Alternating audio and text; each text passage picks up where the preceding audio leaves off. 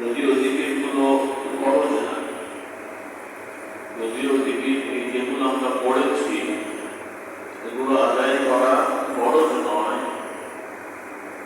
তার মানে এটা নয় এটা গুরুত্ব কম। খরচের একটা সৌন্দর্য আছে, গুরুত্ব একটা বিষয়।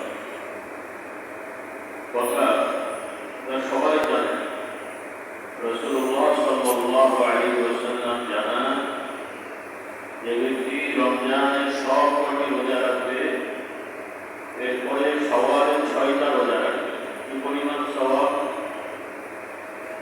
কি পরিমাণ? সারা বছর, বছরে কয়দিন রোজা রাখবে? কটা? 6টা। কত? 6টা। 30 অথবা 35, পরে 34। তাহলে রমজানে 30টা 10 গুণ। নফল রমজানের রোজা ফরজ, আল্লাহ তাআলা গুণ দিলেন কয়টা? কয় গুণ হলো? আর নফল রোজা গুণ হলো কয়টা? কি বুঝলেন? কিন্তু এই নফল রোজা না রাখলে কোনো অপরাধ হতো না, কিন্তু রাখার কারণে আল্লাহ তাআলা ফরজ রোজাকে যেমন 10 গুণ সওয়াব দিয়েছেন, এক একটা নফলটাতেও কয় গুণ দিলেন? 10। তাহলে গুরুত্ব আছে না? নাই আছে। আল্লাহ তাআলা আমাদের বোঝার তৌফিক। আমিন। এইভাবে প্রতিটা নফল, এই যে যারা তরিকতের লাইন বলা হয়, মূলত এগুলোর নাম আলাদা হয়ে গেছে। এখন যেমন মাদ্রাসায় করলে হুজুর বলে, হুজুর হলে ইমামতি করতে পারে, আর যারা হুজুর না, নিজের নামাজ দিতে করতে পারে, বড় জোর ইমামতি করতে হলে জোহর আসনটা পারে, কি বলে অন্তত পারে। কিন্তু যে লোকটা নিজে নামাজ পড়তে পারে স্বাভাবিক, কিন্তু আর একজনকে নিয়ে নামাজ পড়ানোই স্বাভাবিক হওয়ার কথা। কিন্তু সমস্যা হলো যে আমরা সহি করে তেলাওয়াত অধিকাংশ শিখি না। সাধারণ মানুষ মনে করে যারা আলেম ওলামা হুজুর হবে এনারা শুদ্ধ করে পড়া দরকার, ওনাদের দরকার নেই। এই বুঝটা ভুল হয়েছে। তো আমাদের সমাজে এখন যারা পীর সাহেবের মুরিদ হবে, পীর মুরিদের সাথে সম্পৃক্ত হবে, তারা দেখে রাস্তা পরিমাণ করবে, বাকিতে দরকার নেই, এমন একটা ভাব আমাদের হয়েছে। এটাই আমাদের মুসলিম উম্মার জন্য ক্ষতিকর হয়ে গেছে।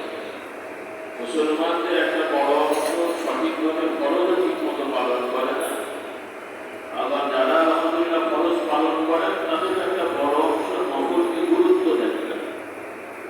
নফলকে আমরা ফরজ বলবো না, কিন্তু নফলকে গুরুত্ব দেওয়া দরকার। কিছু সংখ্যক মুমিন মুসলমান নফলে পারদর্শী থাকা দরকার। আল্লাহ তাআলা আমাদের বোঝার তৌফিক দেন। যেমন একটা রাষ্ট্র নিরাপত্তার জন্য বিভিন্ন বাহিনী ঠিক করা হয়, তাদেরকে নিয়মিত ট্রেনিং দিয়ে, অস্ত্রশস্ত্র দিয়ে, বিভিন্ন বিষয় দিয়ে তাদের সবসময় প্রস্তুত রাখা হয়। আর সব নাগরিকেরই নাগরিক দায়িত্ব করার সমস্যা হলে সবাইকে আগিয়ে আসা। ওইভাবে আল্লাহ তাআলা তার দিনকে সহজ করে দিয়েছেন। সব মুমিনই ফরজ আদায় করবে, এটাই স্বাভাবিক। সবাই নফল সব পারবে না, কিন্তু কিছু উল্লেখযোগ্য ইমানদার নফলের পাবন্দী থাকা দরকার। আল্লাহ তাআলা এক একজনের ওসিলায় এক একজনকে বরকত দেন। সুবহানাল্লাহ। এক একজনের ওসিলায় এক একজনকে বরকত দেন। ব্যক্তিগত নীতি ঠিক থাকলে আল্লাহ তাআলা একজনের দ্বারা আরেকজনের নাজাত এবং বরকতের ব্যবস্থা করেন। এগুলোকে আমাদের বুঝতে হবে।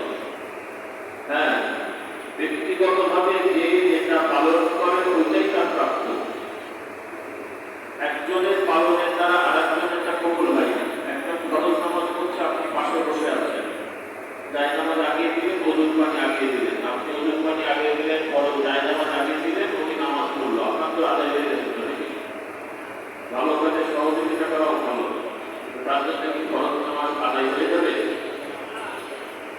কিন্তু নামাজীদের সাথে নামাজ পড়লে, নামাজীদের সাথে বসলে থাকলে উপকার আছে। নিজের কাছে নিজে পড়ে কিছু লোক